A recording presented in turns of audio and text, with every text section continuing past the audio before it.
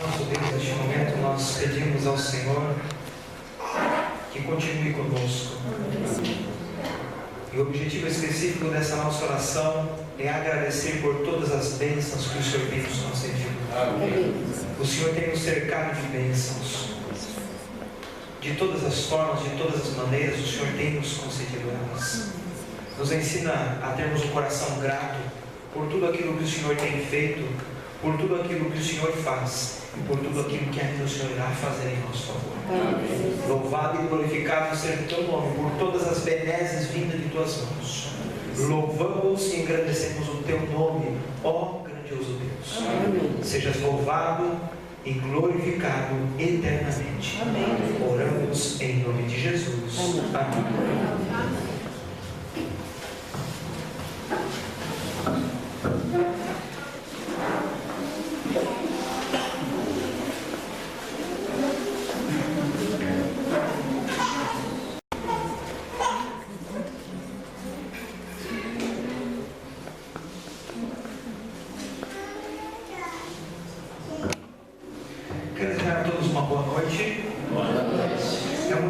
Estarmos novamente aqui reunidos para aprendermos um pouco mais juntos da palavra de Deus e de tudo aquilo que Deus tem e de tudo aquilo que Deus tem reservado para falar aos nossos corações.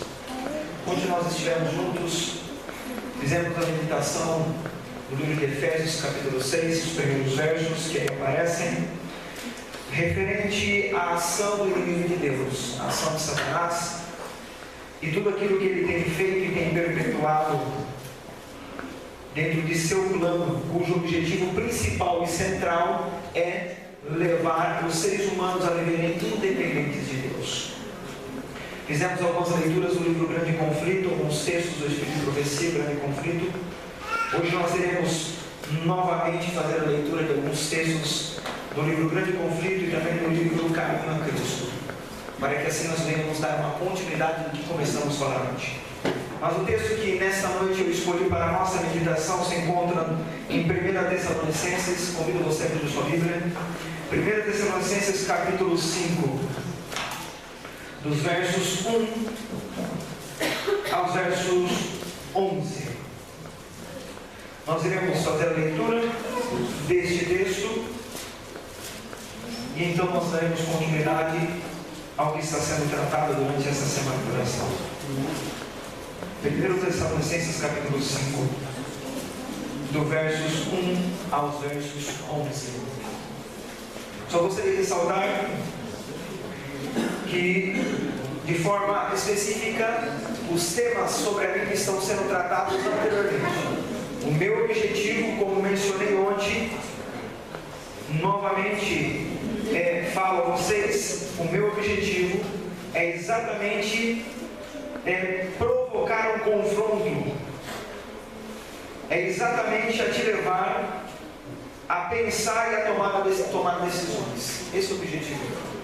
E para tanto nós temos falado todos esses dias, dando ênfase na direção de Deus, dando ênfase no poder que vem da palavra de Deus, dando ênfase no poder da oração e também dando ênfase da importância de termos o Espírito Santo nas nossas vidas, que é o que faz toda a diferença.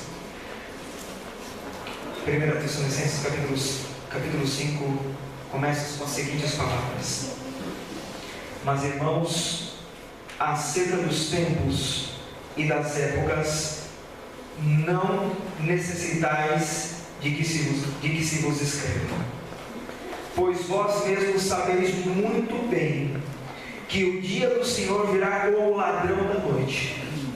Quando andarem dizendo a paz e segurança, então lhes sobrevirá repentina destruição, como as dores de parto, aquela que está grávida, e de modo nenhum escaparão. Mas vós, irmãos, já não estáis em trevas, para que esse dia vos surpreenda como um ladrão. Todos vós sois filhos da luz e filhos do dia. Nós não somos da noite e nem das trevas. Não durmamos, pois como os demais, mas vigiemos e sejamos sóbrios. Pois os que dormem, dormem de noite, e os que se embriagam, embriagam-se de noite. Nós, porém, que somos do dia, sejamos sóbrios, revestindo-nos da couraça da fé e do amor, e tendo por capacete a esperança da salvação, pois Deus não nos destinou para a ira, mas para alcançar a salvação por nosso Senhor Jesus Cristo, que morreu por nós, para que vigiemos, quer durmamos, vivamos juntamente com Ele, pelo que exortai-vos uns aos outros, e edificai-vos uns aos outros, como também estáis o quê? Fazendo. Nós encontramos aqui nesses versos uma advertência, mas também digo uma orientação da parte novamente do apóstolo Paulo. O livro de Efésios foi escrito pelo apóstolo Paulo, o Tessalonicenses também, carta do apóstolo Paulo. E nesses textos, o apóstolo Paulo, ele faz alguns comparativos interessantíssimos, e é nele que nós devemos meditar. O apóstolo Paulo, primeiramente, ele diz que nós somos do dia, ele faz um contraste entre o dia e a noite, entre aqueles que dormem e aqueles que estão acordados. Ele faz um contraste também referente a um aspecto importante aqui, que o dia do Senhor viria o que? Como um ladrão da noite. É interessante, se nós fôssemos estudar os termos aqui presentes, não é o objetivo nosso nessa noite, mas gostaria de mencionar apenas alguns aspectos importantes para então sim entendermos, compreendermos e meditarmos juntos no que nós estamos aqui apresentando.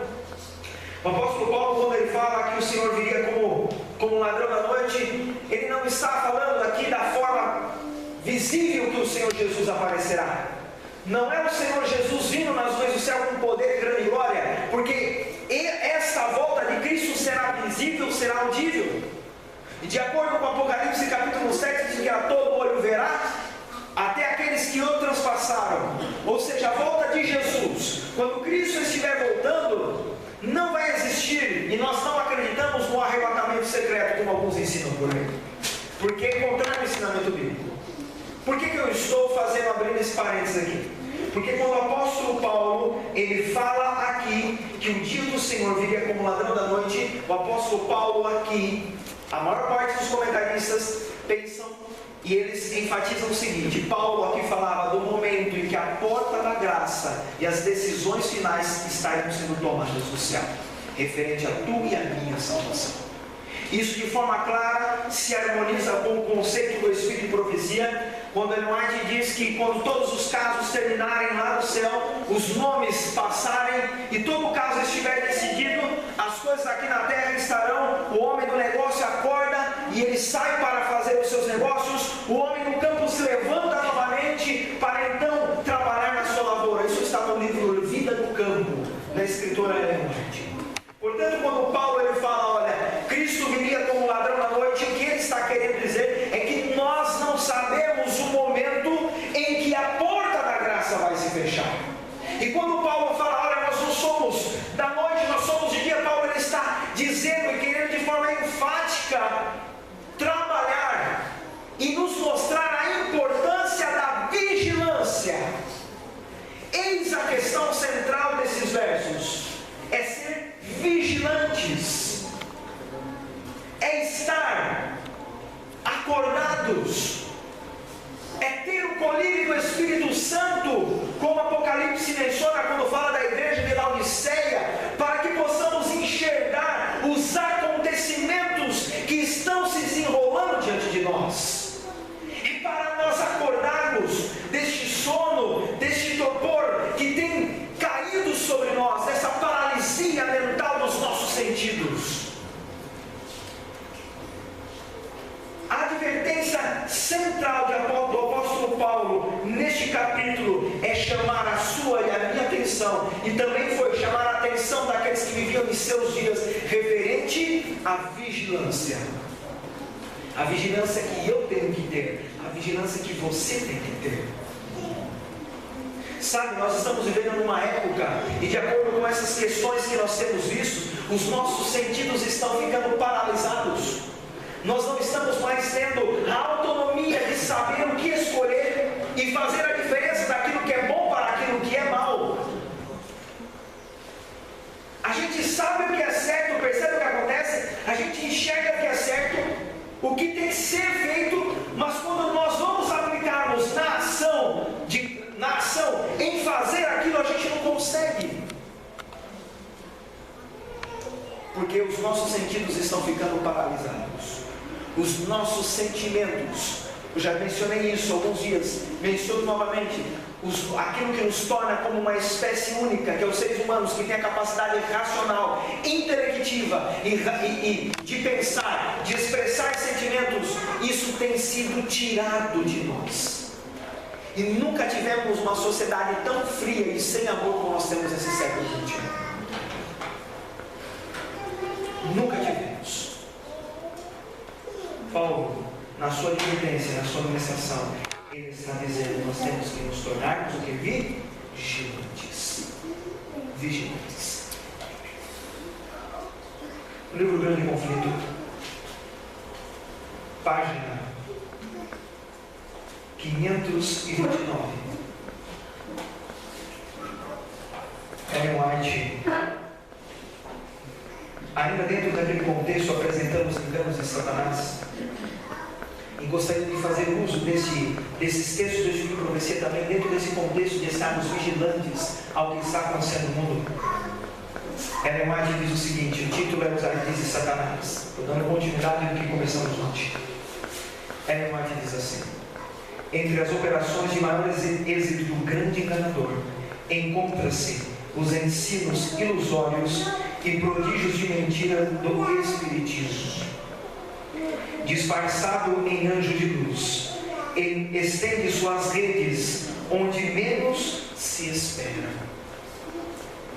Se os homens tão somente estudassem o livro de Deus com fervorosa oração, a fim de poderem compreender, não seriam deixados em trevas, à mercê das doutrinas falsas, mas, rejeitando eles a verdade, são presas da ilusão. Já ficou iludido por alguma coisa? Acho que todos nós um dia já ficamos iludidos por alguma coisa. Ou já ficou apaixonado? É interessante que quando nós somos adolescentes e quando surge a primeira paixão, e eu gostaria de fazer uso desse contexto da primeira paixão, cria-se uma fantasia tão grande na mente, cria-se expectativas e esperanças, mas que estão sendo direcionadas exatamente pelo sentimento da paixão. E aí você sonha de olhos o quê? Abertos. E você cria situações que jamais ocorrerão ou acontecerão. Ellen White diz que esses ensinamentos que estão perfazendo, que estão reconfigurando a espécie humana, e que é uma projeção do príncipe das trevas, e esses ensinamentos que partem de sua mente e que estão sendo apresentados para nós, têm provocado uma paralisia, e isso tem se tornado o que? Uma ilusão. Isso tem feito com que nós, seres humanos, venhamos perder a capacidade nossa de decidir o que nós queremos e o que não queremos. É interessante. A gente pega as Sagradas Escrituras e a gente vê Deus, quando cria o homem, dando a liberdade, ou seja, o livre-arbítrio para o homem. E quando nós olhamos a ação de Satanás, que é o oposto do que Deus é, a gente vê ele não dando a liberdade de escolha, mas ele impondo e de forma assim, sem escrúpulo nenhuma, ele embutindo, ele jogando isso na nossa mente. É interessante a gente fazer assim, ver as ações de Deus, as ações de Satanás. Satanás tem nos iludido. Uma vez ou outra nós estamos sendo iludidos por Satanás. E somos iludidos, me desculpe, de forma consciente. Por que de forma consciente? Quando eu rejeito o estudo da Bíblia, a oração, eu estou de forma consciente aceitando ser dominado pelo poder do mal. Ellen White continua dizendo, agora eu recorro às páginas 535. Ellen White diz assim: ninguém sem oração se encontra livre de perigo durante um dia ou uma hora que seja. Consegue perceber, ter a noção? Faz sentido isso que eu estou lendo para vocês? A administração de apóstolo Paulo em 1 Tessalonicenses, o título é a necessidade de vigilância. Ele diz: vocês são da luz, não das trevas. Vocês têm que estarem sóbrios. Em outros textos, se nós fôssemos em 1 Pedro, diz que o diabo, nosso adversário, anda como leão, buscando a quem possa devorar. E Paulo diz: sede sóbrios. Aí João diz: sede sóbrios e vigilantes. Em outros textos diz: vigiai em todo o tempo, com toda a súplica no Espírito. Ellen White, portanto, neste capítulo sobre os ardis de Satanás, ela apresenta de forma clara e enfática as ações do inimigo de Deus, mas também ela mostra as fórmulas que nós podemos nos colocar e fazer parte dessas fórmulas, tê-las na nossa vida, para que nós não venhamos participar ou ficarmos iludidos por essas contrafações da verdade. Porque o inimigo de Deus tem lançado a mentira como a verdade. O inimigo de Deus tem feito com que as ilusões virassem o nosso mundo real. Tem paralisado as nossas mentes. Tem torcido as sagradas escrituras. Tem tirado de dentro de nós os princípios que foram colocados por Deus na criação. Irmãos, não sei se vocês sabem, tem um livro chamado A Religião do Cérebro. É um autor, um médico, professor de medicina de Botucatu. E ele é um cristão. E ele diz que no nosso DNA, Deus colocou no nosso DNA as questões espirituais. E a necessidade de buscá-lo, Ele colocou em nós. E isso tem o quê? Tudo isso tem sido tirado de nós. Tudo isso tem sido arrancado de nós. Ninguém sem oração se encontra livre de perigo durante um dia, uma hora que seja. Especialmente devemos rogar ao Senhor sabedoria para compreender a sua palavra. Ali são revelados os estratagemas do tentador. Sabe por que o diabo não quer que você leia a Bíblia? Porque é na Bíblia que está escrito as formas como ele ataca você. Sabe por que ele não quer que você ore? É porque através da oração você fala com Deus, expressa a Deus os seus sentimentos, e através da leitura da Bíblia Deus fala com você. Ellen White diz: ele não quer, ali são revelados os estratagemas do tentador e os meios pelos quais se pode ele resistir com êxito. Satanás é perito em citar as Escrituras, mas dando a sua própria interpretação, as passagens pelas quais espera fazer-nos tropeçar.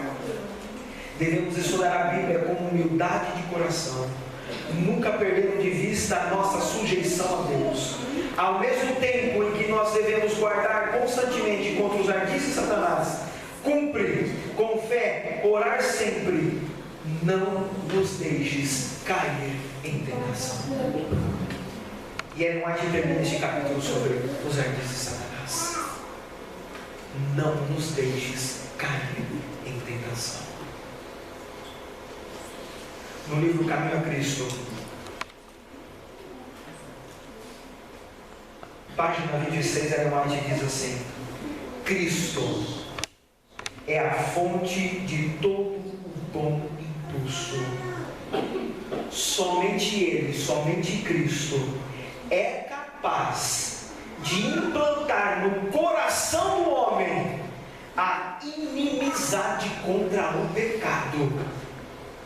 Todo desejo de verdade e pureza, toda a convicção de nossa própria natureza pecaminosa é uma evidência de que seu Espírito está trabalhando em nosso coração. A inimizade contra as coisas do mundo não são colocadas pela conjectura humana.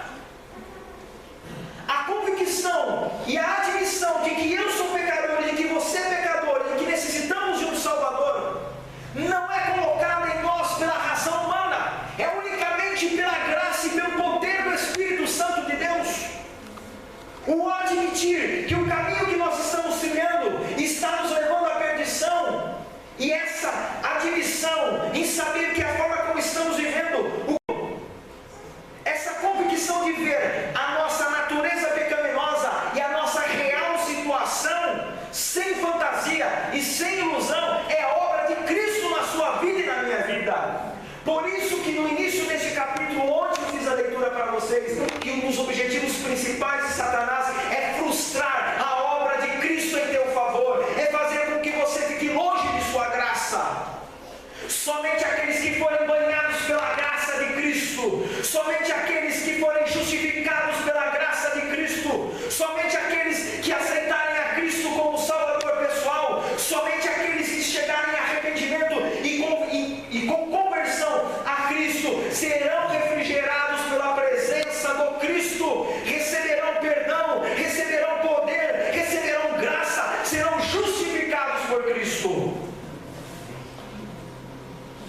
Somente estes. A vitória sobre o pecado consiste na sua ação em aceitar diariamente Jesus como Salvador pessoal. A vitória sobre o pecado, ela só é possível através do poder que emana da pessoa de Cristo Jesus. O arrependimento, a conversão, a mudança dos hábitos, o deixar de fazer as coisas erradas, só é possível pela ação de Cristo, através do bom e santo Espírito na nossa vida e na nossa mente. Quando nós lutamos com as nossas próprias forças, nós nos frustramos. Quando nós lutamos, quando eu falo e bato no peito, não, eu vou vencer este pecado, toda inimizade contra o pecado é colocada em nosso coração por quê? Por Deus. É Deus que coloca em nós a vontade do pecado.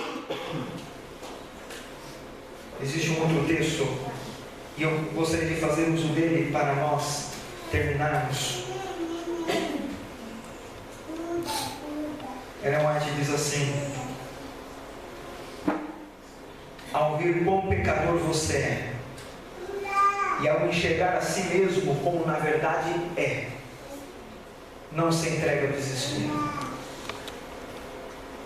Não se entrega ao desespero.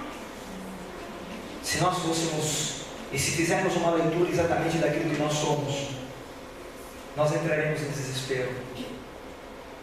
Nós não devemos olhar para aquilo que nós somos, nós devemos olhar para Cristo e para aquilo que Ele é e por aquilo que Ele pode fazer por nós.